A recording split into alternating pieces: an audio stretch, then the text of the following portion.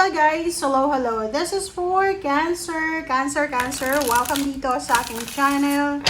Kapalaran 888. Welcome!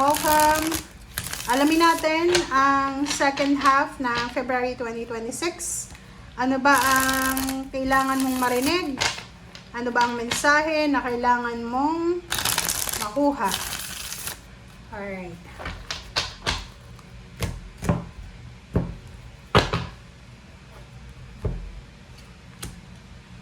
Okay, this is fire sign energy.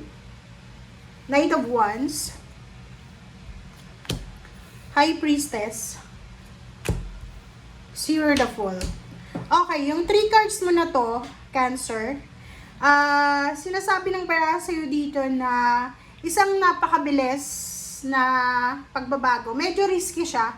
Okay, isang desisyon na posibleng gagawin mo. Or maybe yun na nga, same with pareho ng Scorpio. May mga offer sa inyo like job offer, relocation, love life, ganito, new beginnings. Kailangan mong magdahan-dahan. You need to follow your intuition.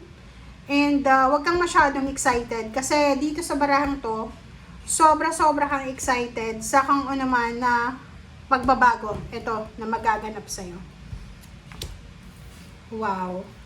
Victory and success. Okay. So, yun. Meron dito na iba na Cancer. Meron ditong Cancer na iba na sinasabi ng barahan na halimbawa na hindi ka asensado sa isang lugar.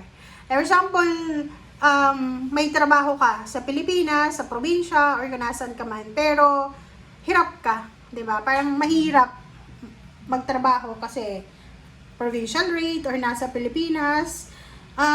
Sinasabi ng barahan na there's an opportunity. Pwedeng ihahain sa'yo ng universe yung oportunidad na kumita ng pera sa ibang lugar. And sinasabi ng barahan dito na if you're willing to take a risk, 'di ba? Risky kasi siya 'di ba? Medyo risky siya. Kung ano man tong risky na desisyon para makuha mo yung tagumpay, kailangan mo mag-travel. Kailangan mong umalis, kailangan mong mag-travel, kailangan mong hanapin siya sa malayo. Pero, sinisigurado naman sa'yo ng barahan na yan na kung susubukan mo, kung magtitake ka ng risk, dyan ka, sa pupuntahan mo na yan, dyan mo makukuha yung peace and harmony, lalo na sa love lives, lalo na sa pera. Okay? So, parang you need to sacrifice. Hindi ko alam kung bakit, pero the word here ay sacrifice. May kailangan kang i-sacrifice kung gusto mong, like for example, ayaw mong mapalayo sa pamilya mo. Or maybe ayaw mong lumipat ng trabaho, lumipat ng bahay. But sinasabi ng barasa dito na risky siya. Okay, risky. But yung risk na to, siya yung magbibigay sa iyo ng peace and harmony, financial peace and harmony. Alright?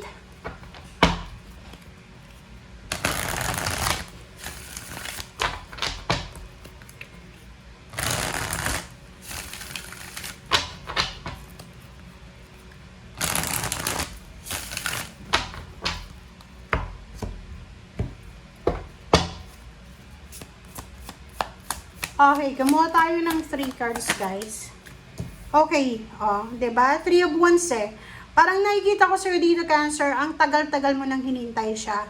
So, like for example, ang tagal mo nang hinintay ng visa, contract signing, parang ganon. Or ang tagal-tagal mo nang naghihintay ng pagkakataon. So, this February, pwedeng may mga offer, may mga unexpected na happenings na pwedeng makatulong sa'yo para makuha mo yung matagal mo nang hinihintay. Okay? Ano pa ba?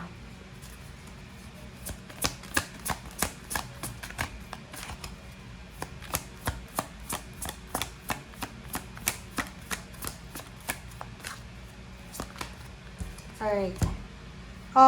Yun, 'di ba? So, makikita mo dito, matagal mo tong pinag-isipan or matagal mong kailangan pag-isipan. So, yun. Yung iba sa inyo na nasa Pilipinas, nasa probinsya, nasa lugar kayo na medyo stagnant, siguro mabubuo na yung desisyon nyo. Makakabuo kayo ng desisyon na pwedeng magdala sa inyo ng peace and harmony, parang ganun.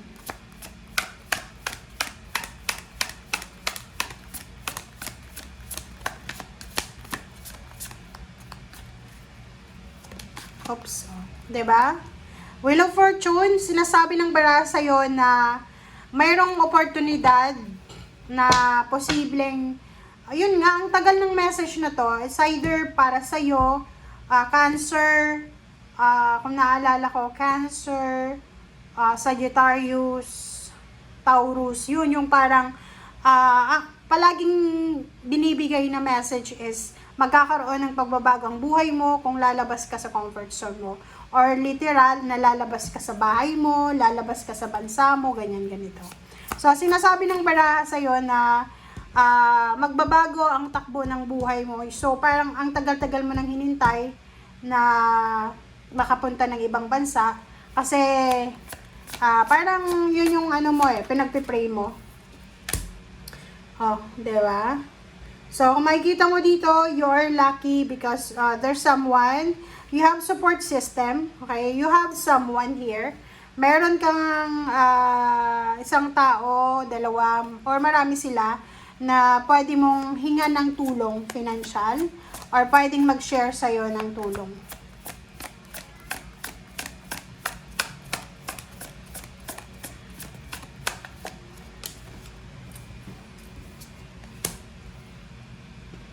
Okay, High Priestess.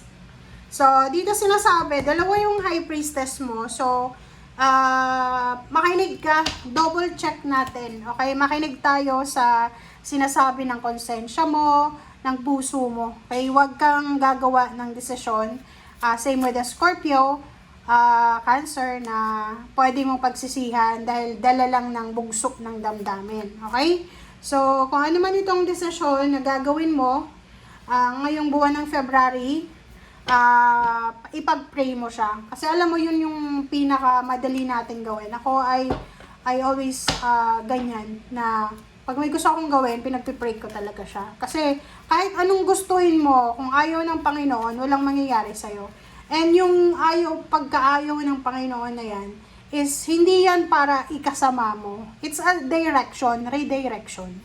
Diba? Kaya kung may mga delays, may mga setbacks, may mga unexpected twist, huwag kayong mag-alala, magalit, or magtampo sa kung kanino man, kasi parang pinoproteksyonan lang naman kayo. Okay? Oh, sorry.